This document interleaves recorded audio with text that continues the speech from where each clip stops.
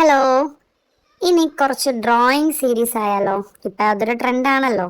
അപ്പം എനിക്കങ്ങനെ വലിയ പടം വരയ്ക്കാൻ കഴിവുകളോ ഐഡിയകളോ ഒന്നുമില്ല. എന്നാലും എന്നെ കൊണ്ടാകുന്ന രീതിയിലൊക്കെ ചുമ്മാ ഒന്ന് വരയ്ക്കാമെന്ന് വിചാരിച്ചു. അപ്പം ചെറുതിലെ എൻ്റെ ബ്രദർ ജിഹാദിക്ക ഒരുപാട് പടം വരയ്ക്കുന്നത് ഞാൻ കണ്ടിട്ടുണ്ട്. അപ്പം തൊട്ടേ എനിക്കൊരു ക്രൈസായിരുന്നു പടം വരയ്ക്കണമെന്നൊക്കെ. പക്ഷെ അങ്ങനെ പേരൻസ് അത് നോക്കുകയോ അല്ലെങ്കിൽ പടം വരയ്ക്കാൻ അങ്ങനെ പ്രോത്സാഹനം തന്നു കൊണ്ടുവരികയോ ഒന്നും ചെയ്തില്ല. പിന്നെ ഒരു 6ാം ക്ലാസ് ഒക്കെ എത്തിയപ്പോഴത്തേക്ക് എനിക്കൊരു കൂട്ടുകാരി ഉണ്ടായിരുന്നു, സൂര്യ ബി ബാലചന്ദ്രൻ. പുള്ളിക്കാരത്തി നന്നായിട്ട് പടം വരയ്ക്കുമായിരുന്നു. അപ്പോൾ അവള് പടം വരയ്ക്കുന്നത് കണ്ടിട്ട് ഒരിക്കൽ ഞാൻ ഉമ്മ അടുത്ത് പറഞ്ഞിട്ട് എന്നെ ഒരു കോമ്പറ്റീഷനൊക്കെ കൊണ്ടുവന്നു. പക്ഷെ എനിക്ക് അങ്ങനെ പ്രൈസും കാര്യങ്ങളൊന്നും കിട്ടിയില്ല. പക്ഷെ അവള് എനിക്ക് നല്ല ഒരു ഗുരു ആയിരുന്നു. അവള് നന്നായിട്ട് പടം വരയ്ക്കുമായിരുന്നു. പിന്നെ അത് കഴിഞ്ഞു പിന്നെ ഞാൻ കവിതയൊക്കെ എഴുതുമായിരുന്നു സ്കൂളിൽ ആ ഒരു ടൈമിലൊക്കെ.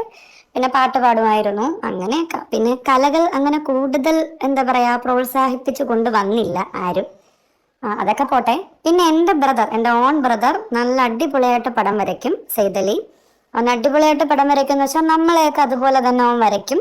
പിന്നെ എൻ്റെ മോൾക്കും ആ ഒരു കഴിവ് കിട്ടിയിട്ടുണ്ട്. എൻ്റെ കഴിവെന്നല്ല, അവൾ നന്നായിട്ട് പടം വരയ്ക്കും.